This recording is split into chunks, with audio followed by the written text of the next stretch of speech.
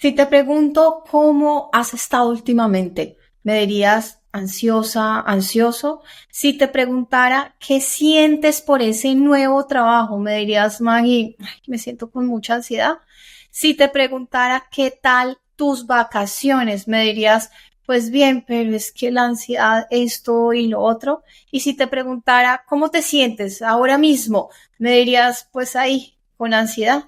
Si este es tu caso, quédate en este episodio. Si tu vida se ha convertido en ese sentir continuo de ansiedad y sientes que es lo único que experimentas, eso, la ansiedad, en mirar de dónde viene, cómo quitártela de encima, en buscar cómo sacar de tu vida todo eso que te causa ansiedad, pues llegaste al episodio que necesitabas escuchar el día de hoy. Hola, soy Maggie Pulido. Este es un podcast en el que hablamos de psicología desde una perspectiva diferente, fresca, real y aplicable. Para esto he creado este espacio, En Sesión con Maggie, un espacio charlado, de desparche, cercano, donde te compartiré nuevas miradas, tips y también estrategias para esas situaciones cotidianas y siempre con una invitación, buscar ayuda psicológica si es el caso. Empecemos con la sesión de hoy. En este episodio te hablaré de cuando la ansiedad se ha vuelto lo único que sientes. ¿Qué pudo haber pasado para que llegaras hasta aquí? ¿Y cómo puedes manejarlo? Entonces, empecemos por esa omnipresencia de la ansiedad. No me cansaré de repetirlo porque necesitas tener muy claro que la ansiedad no hay forma de quitarla. No es posible quitarla. Es una respuesta natural de tu cuerpo, de tu mente ante situaciones que tú percibes como amenazas. Pero, quizás para ti esta emoción ha pasado de ser una reacción temporal a un estado casi permanente donde parece ser la única emoción presente en ti, en tu vida. Entonces ya es ahí donde sientes que la ansiedad ha tomado el control de ti. Entonces, ¿por qué la ansiedad puede haberse convertido para ti en esa emoción predominante? Pues esto se puede deber a varios factores, tanto internos como externos. El cerebro humano, tu cerebro, mi cerebro, está diseñado para detectar qué amenazas, lo que hace que sea especialmente susceptible a la ansiedad. Entonces tenemos que evolutivamente, cuando vivíamos en cavernas, la ansiedad cumplía una función vital para la supervivencia. Un tigre, una tribu enemiga, una serpiente, pues la ansiedad hacía todo lo necesario para que tú lograras sobrevivir y claro, ya no te rescata la ansiedad del tigre que aguarda que salgas de la caverna. En nuestro mundo tenemos otro tipo de amenazas que son menos claras, pero omnipresentes, como las preocupaciones financieras, la presión social, las rupturas amorosas. Y si te das cuenta, tu mente y tu cuerpo pues responden hoy porque de pronto estén respondiendo por esas tres a la vez, a esas tres que te acabo de decir, y que tú logres solucionar, manejar esas para que pues otras se activen o surjan nuevas, por ejemplo, estrés laboral. Entonces parece que no hay nada más que hacer. Para estas amenazas omnipresentes, pues está esta emoción, la ansiedad, como nueva protagonista de tu vida, como la emoción predominante.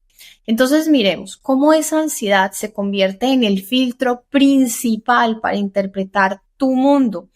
Algo que quizás no te he dicho hasta este momento y que es muy importante es que la ansiedad aparece incluso si ese peligro no es real.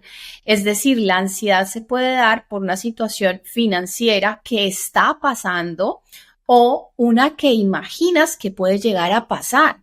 La ansiedad se puede dar por una ruptura amorosa que se está dando y que tú ves que está amenazando lo que has construido, lo que has soñado con esa persona, o por una ruptura amorosa que no se ha dado, que no se está dando, pero que tú tomas algunas señales como que puede llegar a pasar y que es muy probable de que pase desde tu miedo al abandono. Y eso hace aún más fácil para la ansiedad estar presente en todo y a cada momento.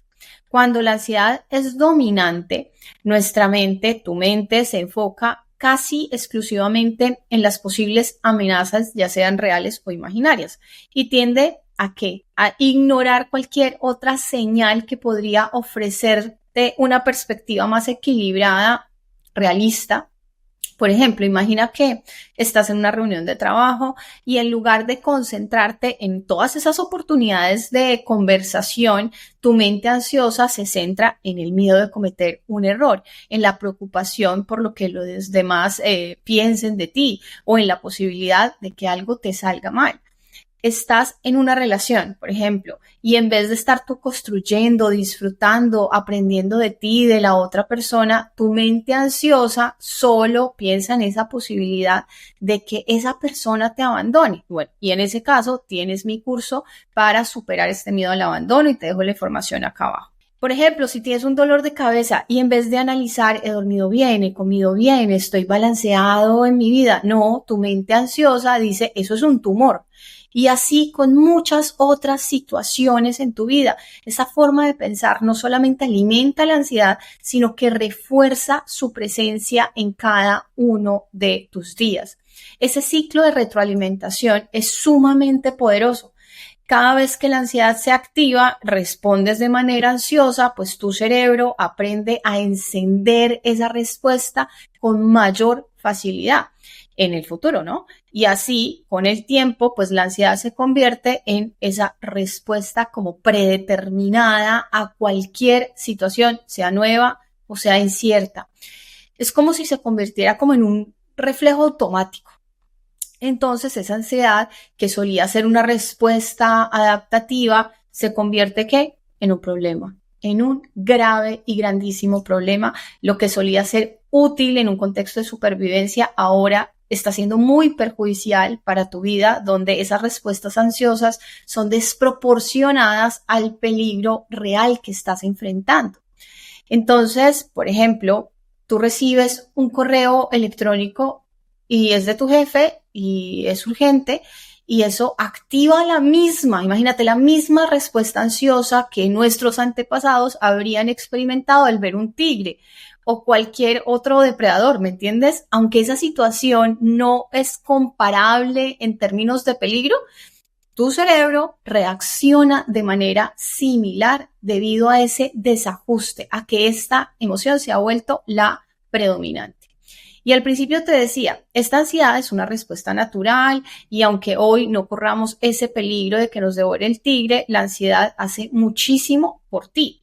Hoy, por ejemplo, la ansiedad en su nivel balanceado es esa que te motiva a prepararte para una presentación que tienes mañana, en 15 días, en tu trabajo.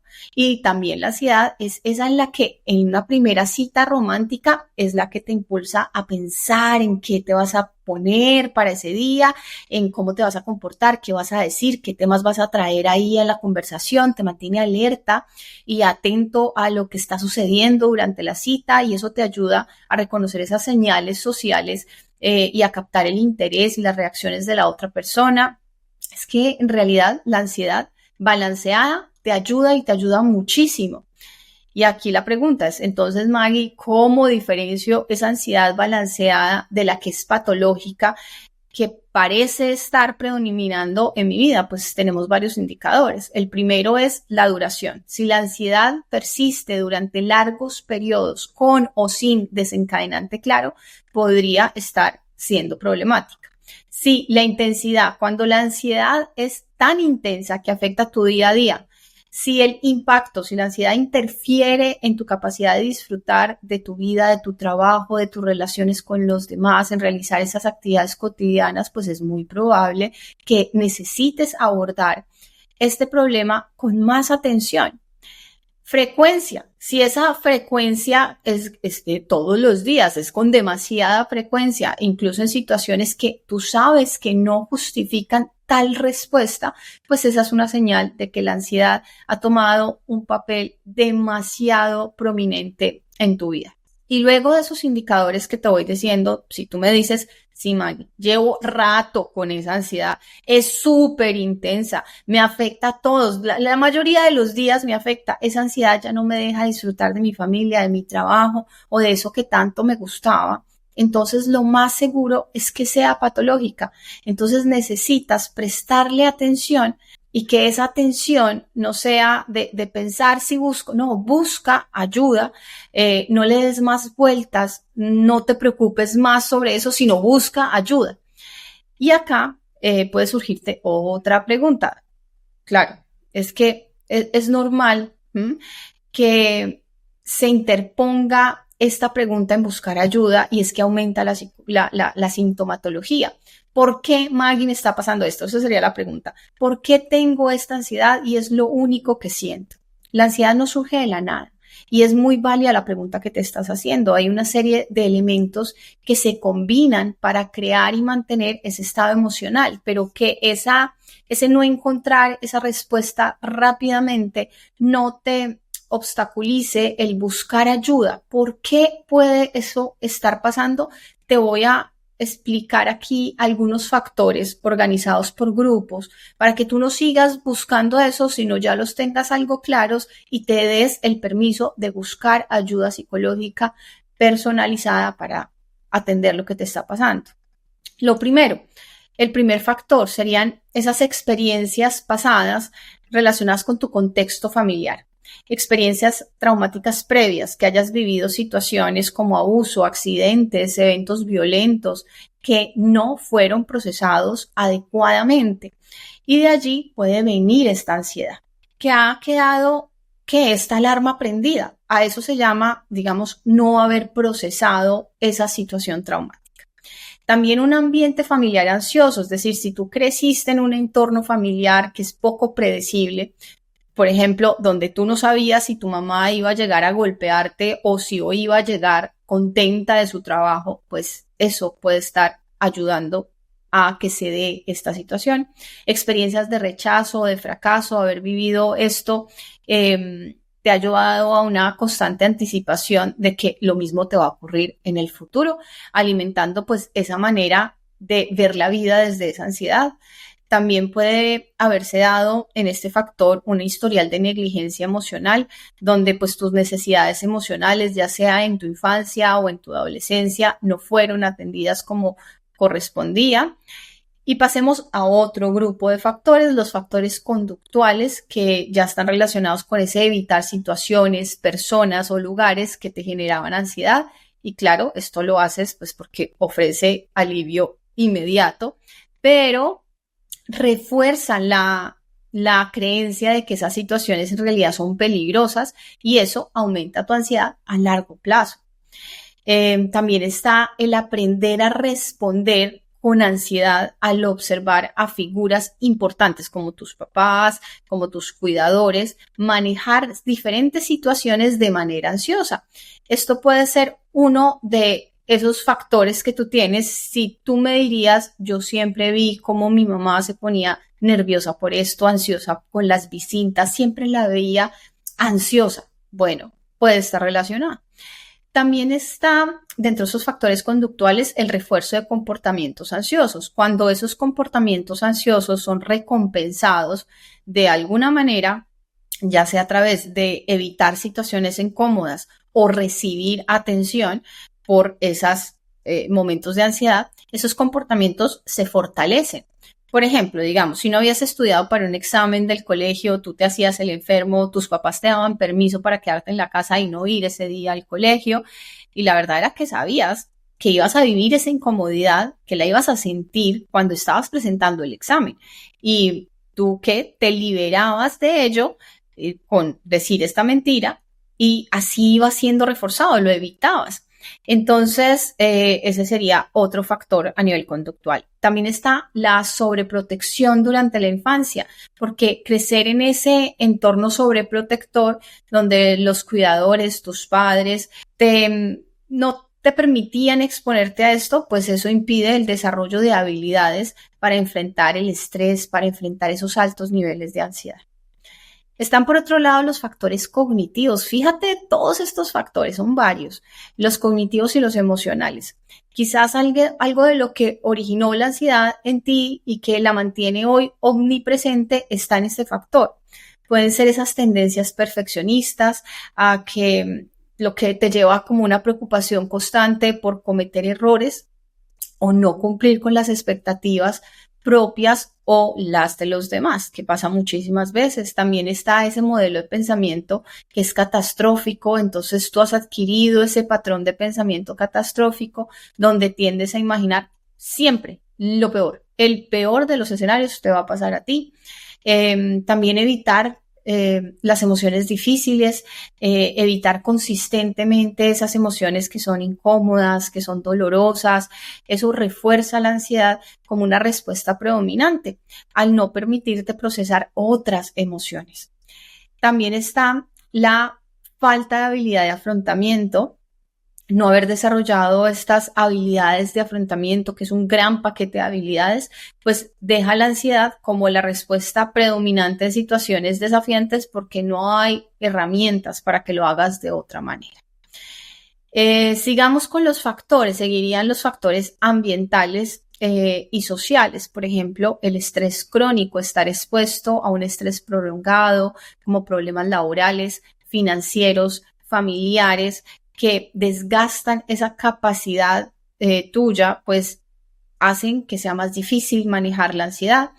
Expectativas sociales y a nivel cultural, sentir esa presión por cumplir con ciertos estándares que son elevados a nivel de éxito, a nivel académico, a nivel profesional, a nivel personal, y si esto es parte de tu historia, pues acá tenemos el resultado.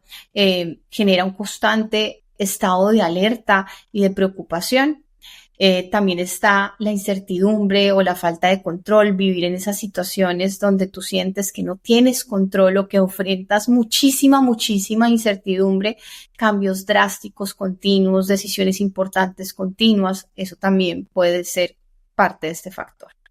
También está la exposición constante a noticias, a las redes sociales, consumir de manera constante este contenido que tiene como ese énfasis en el peligro, en la negatividad, en la incertidumbre, que si bien es parte de tu vida, pues refuerza esa idea de peligro, pues mantiene a tu mente en un estado de alerta constante y eso alimenta que sea esta la emoción predominante. A nivel biológico, también este se considera otro factor, la parte biológica. Y dentro de esto quisiera nombrarte varios, sabiendo que hoy la mirada se centra mucho en eso, es que tengo un desbalance neuroquímico, es que genéticamente tal cosa. Bueno, más los de los desbalances neuroquímicos están hoy muy de moda. Y te digo que se desatienden los otros factores. Y cuando llegan a mi consulta, las personas pensando que es un desbalance neuroquímico y darme herramientas para manejar este desbalance, y no quiero tomar pastillas, por ejemplo, porque pues, lo lógico es que si tienes un desbalance necesitas una pastilla para balancear todo esto. Se desatienden muchos otros factores y cuando empezamos a revisar nos damos cuenta que es que hay un factor conductual, que es que hay un factor cognitivo, por ejemplo, ese de pensamiento catastrófico, que hay parte de evitación. Entonces, no es un desbalance neuroquímico porque están los otros factores. Entonces, si llega a ser, que puede pasar, también se tienen que atender los otros factores. Entonces, miremos dentro de estos factores biológicos que pueden haber, ya te los he nombrado un poco, está la predisposición genética, tener una predisposición genética hacia la ansiedad. Eso podría ser que fuera más fácil que esta ansiedad se convierta en tu emoción predominante. También este desbalance de neurotransmisores como la serotonina, la dopamina, el GABA, puede influir en esa regulación del estado de ánimo, claro. Y la ansiedad va a estar ahí desregulada y contribuyendo a que esa ansiedad sea la predominante, la que sientes todo el tiempo. Y también están temas de salud física, problemas de salud física que pueden llevarte a esta ansiedad constante, por ejemplo, la hipoglucemia, el bajo nivel de azúcar en sangre, asma, también el dolor crónico, por ejemplo, el que se presenta en la artritis, en la fibromialgia, eso te puede llevar a sentir ansiedad constante y que sea eso lo único que sientes. Quizás fuiste haciendo la revisión ahí en tu mente de sí, Maggie, este también, o este no, este sí, de cuáles te iban aplicando a ti, ¿no? Te digo, estas pueden ser razones de por qué hoy la ansiedad es eso predominante en tu vida, eso que es lo único que sientes.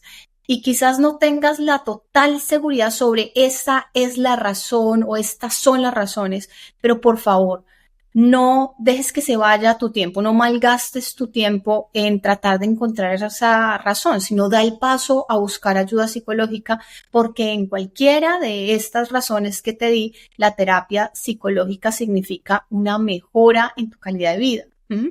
Lo digo porque lo he escuchado a mis pacientes llegar a consulta, decirme que se han alejado de buscar ayuda, lo han hecho demorándose, estando años en situaciones de incomodidad, de dolor, de afectación en sus otras áreas de vida, en su familia, en su trabajo. Por estar buscando esa razón. Y tú puedes decirme, mira, yo pienso después de todos estos factores que diste que esto tiene que ver con experiencias de fracaso y rechazo que pasaron en mi infancia. ¿Y para qué voy a un psicólogo? No va a echar el tiempo atrás y que eso no pase. Entonces te digo, sí, no podemos echar el tiempo atrás, obvio no, pero podemos darte herramientas para procesar de una forma saludable eso que te pasó y hoy bajar ese nivel de ansiedad. Y eso es maravilloso porque va a significar un cambio en tu calidad de vida. O tú puedes decirme, Maggie, mi tema es de salud física. Lo que ha hecho que la ansiedad sea predominante es algo en mi salud física. Tengo problemas hormonales. ¿Qué puede hacer un psicólogo? Nada. Nada. Pues en terapia aprenderás herramientas para manejar esa sintomatología que lleva a la ansiedad. Entonces, el gestionar esos niveles de ansiedad te va a ayudar muchísimo a mejorar tu calidad de vida, aunque no encontremos la cura completa y en muchos casos sí la hay. Entonces, toma nota desde este momento de qué puedes ir haciendo mientras tú encuentras esta ayuda profesional. Recuerda, ya revisamos ese punto de cuando la ansiedad es o no patológica. ¿Qué concluiste tú en ese punto? Que si es patológica, entonces si esa es tu emoción predominante con la que te identificas para todo, lo más seguro es que sí esté siendo patológica. Y entonces, aunque esto no es un diagnóstico, lo que te digo, mi mejor recomendación es busca ayuda psicológica individualizada. ¿Listo? ¿Vale? Perfecto. Entonces empecemos con las recomendaciones. La recomendación número 1, haz una pausa antes de identificar tu emoción, ¿no? Antes de responder automáticamente con tengo ansiedad, cuando te sientas abrumado por tus emociones, tómate un momento para hacer una pausa, analizar más profundamente lo que realmente estás sintiendo, lo que realmente está pasando. En lugar de reaccionar de inmediato, concéntrate en lo que está ocurriendo dentro de ti. ¿Cómo lo puedes hacer? Haciendo esta pausa consciente cuando notas que estás a punto de decir tengo ansiedad, respira profundamente y date unos segundos para reflexionar yendo hacia adentro de ti. Observa esas sensaciones físicas, pregunta dónde estoy sintiendo esto en mi cuerpo, dónde estoy sintiendo esta emoción. Piensa si además de la ansiedad, no te voy a decir que no vayas a sentir ansiedad, pero dale espacio a las otras. Hay otras emociones, incluso si son desagradables, permítete sentirlas. ¿Sientes miedo? ¿Sí? Tal vez sea miedo al rechazo, miedo al fracaso, miedo a lo desconocido, quizás sea, tengo tristeza, tal vez por una pérdida, una decepción amorosa o una situación que esté siendo difícil, o quizás el tema sea de rabia y tal vez sea por una injusticia, por algo que te está frustrando o una falta de control en alguna situación. Entonces, aunque sean emociones que sean, digamos, entre comillas, desagradables, permítete sentirlas de tal forma que lo automático no sea esa ansiedad, sino estoy triste. Eso te va a permitir gestionar mejor toda esa parte emocional. Cuando tú nombras las emociones, cuando las identificas y dices, siento miedo porque no sé cómo va a salir esto, en vez de decir, siento ansiedad porque no va a salir esto, porque para todo es ansiedad, pues no, empiezas a hacer esa identificación de las otras emociones. O me siento triste porque las cosas no salieron como esperaba. ¿Por qué te ayuda esto y cómo te ayuda esto? Pues amplía tu conciencia emocional, identificar y nombrar esas emociones te va a ayudar a entender mejor realmente lo que está sucediendo a nivel emocional. Evita esa reactividad automática. Muchas veces seguramente te habrás sentido exagerado en tus emociones y cuando miras hacia atrás dices, uy, fue mucho. Pues entonces ese hacer una pausa en el momento y reflexionar reduce esa probabilidad de responder de manera impulsiva, que llegue el arrepentimiento, que aumenta la ansiedad. Entonces, eso por otro lado. También pues facilita esa gestión emocional, ya te lo había dicho mientras explicaba, porque vas a reconocer que dentro de la ansiedad pueden haber otras y eso te permite abordar esas otras emociones, porque si solamente reconoces la ansiedad, tratas de gestionar esta, pero no gestionas las otras. Te digo, si puedes llevar un diario en donde anotes esas emociones cuando surjan, te va a ayudar a identificarlas con mayor claridad en el futuro. Entonces, hazlo así. Mi recomendación número 2, redirige tu enfoque hacia tus valores. Frente a esto, vamos a estar hablando en un siguiente episodio sobre este tema, porque cuando hablamos de valores, eso como que está muy extraño, muy difícil de llevar a la práctica. Entonces vamos a estar hablando sobre este tema en un próximo episodio. Suscríbete, activa las notificaciones para que pueda avisarte cuando este episodio ya esté al aire. Entonces te digo, cuando la ansiedad te abrume, en lugar de dejar que te controle, haz una pausa. Acuérdate, estas pausas son bien importantes y es algo de lo conductual. Esa pausa, en vez de salir huyendo, a pausar y en este caso pregúntate, ¿qué es lo que realmente me importa de esta situación? Y ahí te invito a que conectes con esos valores personales y utilices esa conexión para guiar esas acciones. En el Maggie, listo, ok, voy entendiendo cómo lo hago. Pues pregúntate eso, ¿por qué? ¿Qué es lo que me importa de esta situación? Entonces, digamos que me encuentro con una consultante que me dice, Maggie, es que de verdad, esto me tiene sobrepasada, la ansiedad es lo que siento cuando hago tareas con mi hija. Entonces ahí en esa situación, pausas, cuando estás sintiendo esa ansiedad que te produce esa situación de hacer tareas con tu hija, por eso te digo, cosas muy cotidianas, necesitas empezar a implementar estas estrategias. En ese momento te preguntas, ¿qué es lo importante de esta situación? Entonces, conectas con tus valores. Lo importante para mí es que mi hija tenga un tiempo agradable de aprendizaje. Es que a mi hija le guste aprender. Entonces, cuando tú conectas con eso, cuando te permites decir, es que valoro la conexión, valoro el aprendizaje que está teniendo mi hija y que le guste lo de aprender, pues ahí te permites reenfocar tu energía en lugar de que la ansiedad te paralice o te lleve a gritar o a ponerte de mal genio, pues usas tu conexión con eso que es para ti importante y tomas decisiones y acciones. Quizás desde la ansiedad lo que hacías era gritar, subir tu voz, decir cosas hirientes, pues el conectar con qué es lo verdaderamente importante, qué es lo que valoro de esta situación. Dices, ok, ¿qué tal si nos damos un tiempo, hacemos otra cosa, vamos al parque y volvemos a hacer tareas? Eso te va a permitir disminuir esa impulsividad de la que hemos estado hablando en varios puntos durante este episodio. Entonces, enfócate en lo que valoras de esa situación y conecta con eso. Actuando desde los valores, no desde la ansiedad. Digamos que eso es lo más importante aquí. Haces algo pequeño, imagínate, paremos aquí, vamos al parque, no es algo súper grande, pero ese acto, aunque sea mínimo, va a ayudarte a sentirte en más control, va a ayudarte a sentir menos dominado por la ansiedad.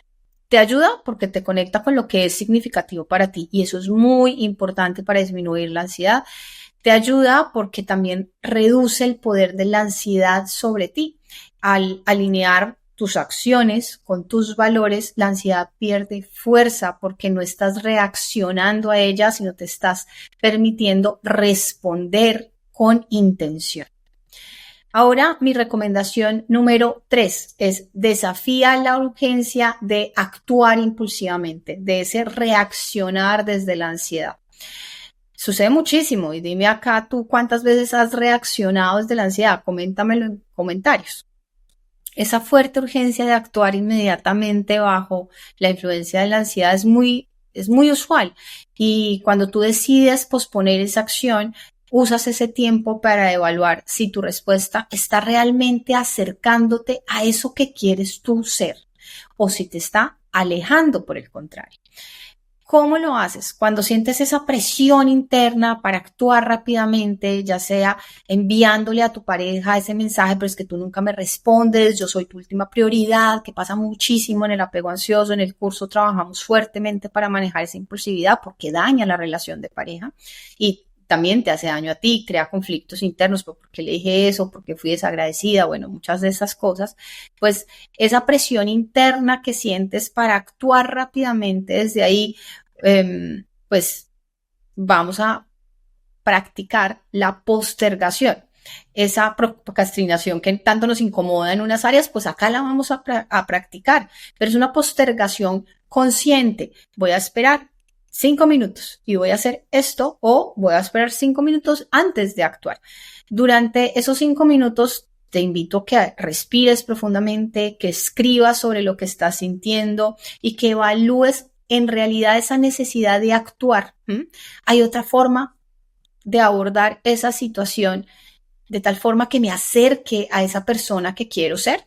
Entonces, cuando estás ahí escribiendo lo que estás sintiendo, necesitas parar en esta pregunta y preguntártelo. ¿Hay otra manera de abordar esta situación que me acerque a esa persona que quiero ser? Esa persona que quiero ser es una persona comprensiva, es una persona que confía en su pareja. ¿Cuál es la persona que yo quiero ser? ¿O es esa persona celosa, con mucho miedo a ser abandonada, con esa necesidad de que me reaseguren el cariño? ¿Cuál es la que quiero ser? Y a partir de ahí, pues voy a definir esa forma de abordar la situación. Ahora, cuando tú consideras qué hacer, pues no consideres una cosa que hacer, considera varias alternativas. Cuando se disminuye la ansiedad, tú puedes ver más opciones de acción que estén alineadas con esa idea de qué quiero ser. ¿Cómo te va a ayudar esto? Pues a prevenir esas acciones impulsivas que nutren la ansiedad, reduce la probabilidad de que hagas algo que vas a lamentar después, te fomenta algo que es la reflexión, que es muy importante. Tú tienes algo que la ansiedad ejercita mucho, que es la rumiación, pero lo que necesitamos acá es la reflexión y el análisis, que es diferente. Entonces, este ejercicio fomenta mucho la reflexión y el autocontrol, y esa práctica te va a permitir tomar decisiones más centradas, más basadas en una evaluación más objetiva de tus emociones y no solo la evaluación que te da la ansiedad, que es la que en automático tú traes a la situación. Mira, a lo largo del podcast, pues de este episodio, hemos estado hablando de cómo la ansiedad puede llegar a ser eso tan dominante que parece ser la única emoción presente.